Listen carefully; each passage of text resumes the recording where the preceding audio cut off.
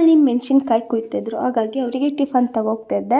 ಬರ್ತಾ ಹಾಗೆ ವಿಳೆದೆಲೆ ಕುಯ್ಕೋ ಬಾ ಅಂತ ಅಂದ್ರು. ನಾನು ಎಕ್ಸ್ಟ್ರಾರ್ಡಿನರಿ ಕುಯ್ಯಕ್ಕೆ ಹೋಗಿ ಬಿಲ್ನ ಕಟ್ ಮಾಡಿಬಿಟ್ಟೆ. ನಮ್ಮಮ್ಮ ನೋಡಿ ಬೈಯೋದೇ, ಈಗ ಹೆಂಗೋ ಚೆನ್ನಾಗಿ ಬೆಳೀತಿತ್ತು, ನಿನ್ನಿಂದ ಹೇಗೆ ಸುಟ್ಟೋಗುತ್ತೆ ಅಂತ. ಏನು ಮಾಡೋಕ್ಕಾಗುತ್ತೆ, ಈಗ ಏನೋ ಮಾಡೋಕ್ಕೋಗಿ ಇನ್ನೇನೋ ಮಾಡ್ಕೊಬಿಟ್ಟೆ. ಇವಾಗ ನಮ್ಮಮ್ಮನ ಹತ್ರ ಉಗಿಸ್ಕೊಳೋದೆ.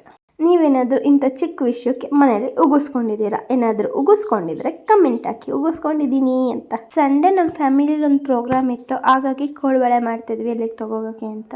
1.5 ತಿಂಗಳಿಂದ ಕ್ಲೀನ್ ಮಾಡೋಕ್ಕೆ ಟೈಮ್ ಸಿಕ್ಕಿರಲಿಲ್ಲ, ಬಟ್ಟೆಗಳನ್ನೆಲ್ಲ ಜೋಡಿಸಿಡೋಕ್ಕೆ. ಹಾಗಾಗಿ ಟೈಮ್ ಸಿಕ್ಕಿದಾಗಲೇ ಜೋಡಿಸ್ಕೊಬಿಟ್ಟೆ. ಏನು ಇವತ್ತು ಟೈಮ್ ಸಿಗಲಿಲ್ಲ, ಆದರೂ ಜೋಡಿಸ್ಕೊಬಿಟ್ಟೆ ನಾನೇ. ಇವಾಗ ಜೋಡಿಸ್ಕೊಳಕ್ಕಾಗಲಿದ್ರೆ ಮತ್ತೆ ಇನ್ಯಾವಾಗ ಜೋಡಿಸ್ಕೊತೀನೋ ಅಂತ ಬೇಗ ಜೋಡಿಸ್ಕೊಬಿಟ್ಟೆ.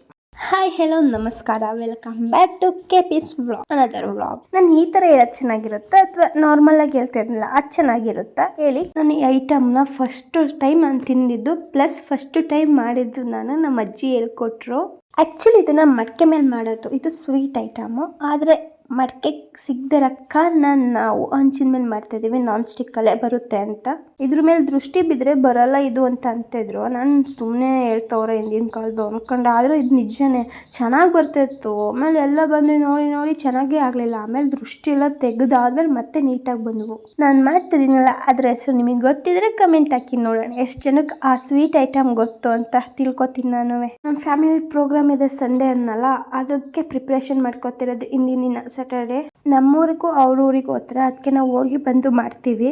ಮತ್ತೆ ಈಗ ಹೋಗ್ತಾ ಇದೀವಿ, ಮತ್ತೆ ಸಿಗುವ. ಬಾಯ್, ಲವ್ ಯು.